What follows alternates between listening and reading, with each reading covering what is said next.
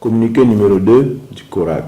Au fur et à mesure de l'intensification de la guerre contre le terrorisme sous toutes ses formes, de la lutte contre la corruption et les malversations financières, malgré la densification des efforts de développement à travers les différentes réformes et initiatives présidentielles, nous constatons malheureusement la résistance de certains maux dans l'administration publique. Suite aux révélations graves portées à la connaissance de l'opinion publique le 27 novembre 2024 par le CORAG au sujet de la privatisation de la Socogib, le camarade président du FASO, chef de l'État, le capitaine Ibrahim Traoré, a instruit toutes les institutions de poursuivre sans relâche les enquêtes sur tout fait, actes et dénonciations portant préjudice au bon fonctionnement de l'administration publique et aux intérêts légitimes des citoyens. C'est ainsi que, conformément à ses missions et prérogatives, le CORAG a saisi le Conseil d'orientation de la Commission de régulation des dysfonctionnements sur des cas de dysfonctionnement impliquant des entités et des personnes physiques ou morales afin qu'ils puissent mener des enquêtes approfondies. Ainsi, dans la période de décembre 2024 à août 2025, soit en l'espace de 9 mois, sur dénonciation anonyme et autosaisine, les membres du comité d'orientation de la CRD ont investigué sur une centaine de dossiers enrôlés qui connaissent à ce jour des fortunes diverses. Les procès-verbaux des différentes sessions de travail du comité d'orientation de la CRD révèlent plusieurs cas répréhensibles dont les plus illustratifs sont des dossiers de corruption et actes assimilés, des demandes de réparation d'injustice, d'abus de pouvoir et de licenciement abusif, des dossiers de faux et usage de faux, en l'occurrence la falsification de documents, des actes administratifs et judiciaires, des dossiers de détournement de biens publics ou de vol de matériel et bien d'autres mauvaises pratiques dans l'administration publique.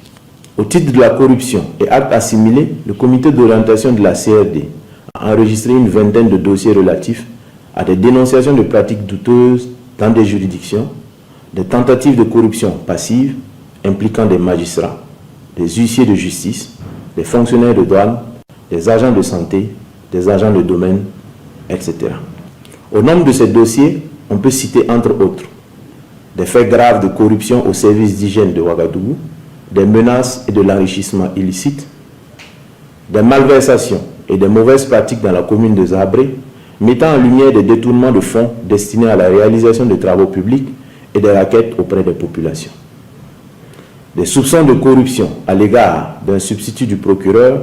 pour refus de viser une citation dans une affaire de vol aggravé, faux et usage de faux en écriture publique, extorsion de fonds,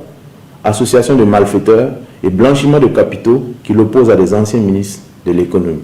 Des plaintes contre des policiers municipaux de Garango soupçonnés de tentatives d'escroquerie,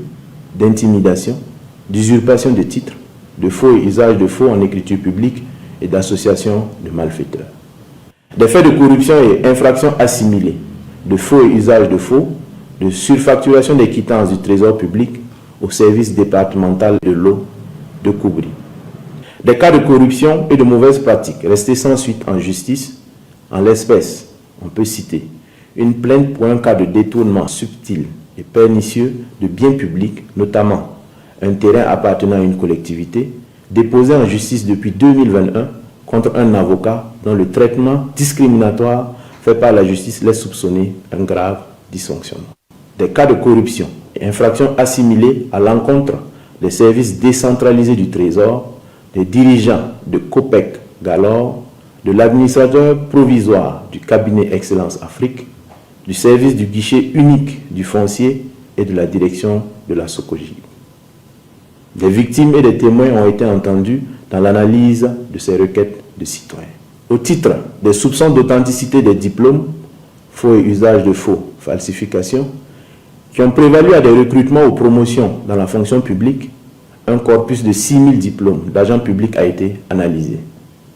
Ces agents sont issus des structures comme la présidence du FASO, les ministères en charge de la santé, de la sécurité, de l'agriculture, de l'économie et des finances, de l'administration territoriale et de la mobilité, des enseignements primaires, secondaires et supérieurs, de l'environnement, de la transition digitale,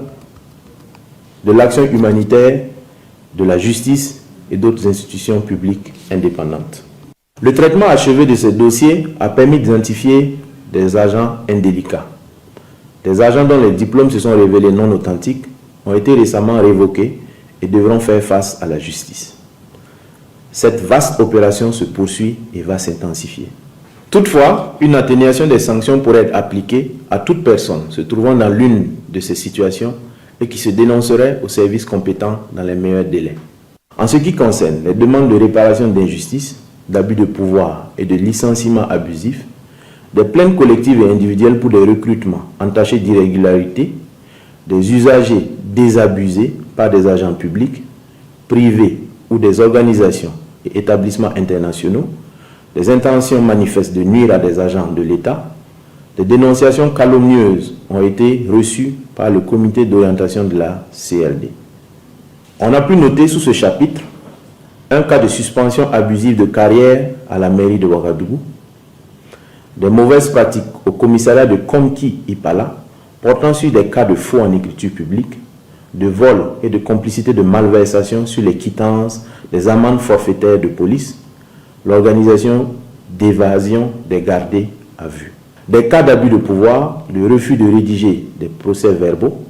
de favoritisme constatés à la section accident du commissariat de Ouaga 2000. Des mauvaises pratiques et des entraves aux règles déontologiques au sein du tribunal de grande instance de Ouaga 2. Des faits de tripatouillage et de refus de publier les résultats d'un test de recrutement à la Chambre de commerce et d'industrie du Burkina Faso. Des abus de droit et d'autorité envers les contribuables, des abus de pouvoir à l'égard des clients de la Socogiv. Quant au détournement de biens publics ou de vol de matériel, des mauvaises pratiques dans l'administration publique, ils vont des spoliations des kits pharmaceutiques, de matériel d'hospitalisation dans les centres de santé, au harcèlement sexuel dans nos administrations et autres fautes professionnelles non sanctionnées par laxisme. Les cas les plus emblématiques sont un changement de destination de vivre destiné aux déplacés du camp Goudébo de Dori vers le service de restauration du centre hospitalier régional de Dori, révélant ainsi une complicité entre des agents du CHR de Dori, le fournisseur du restaurant du dit CHR et des agents du programme alimentaire mondial. Des cas d'affectation arbitraire pour dénonciation, des détournements de vivres et un blocage d'activités pédagogiques par les responsables en charge de l'éducation du Sahel.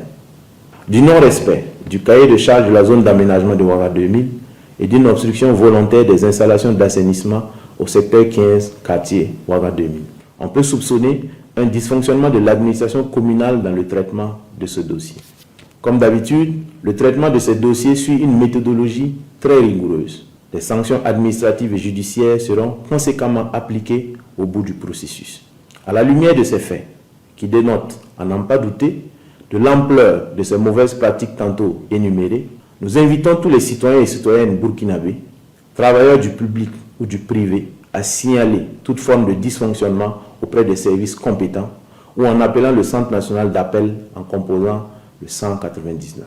Ces faits, qui sont loin d'être isolés, entachent sérieusement l'image de marque et la respectabilité de nos administrations. Ils sont préjudiciables aux services rendus aux populations qui souffrent déjà de l'impact du terrorisme déguisé sous plusieurs formes. La société vertueuse dont nous rêvons pour nous et pour nos enfants devra être caractérisée par l'intégrité, la probité, la solidarité, la responsabilité, le respect des institutions et l'amour de la patrie, tel que prôné par le camarade président du Faso, chef de l'État, le capitaine Ibrahim Traoré. Le CORAC invite les citoyens à rester vigilants et à faire échec aux manipulations qui pourraient découler de cette lutte constante contre la corruption et les mauvaises pratiques, notamment de la part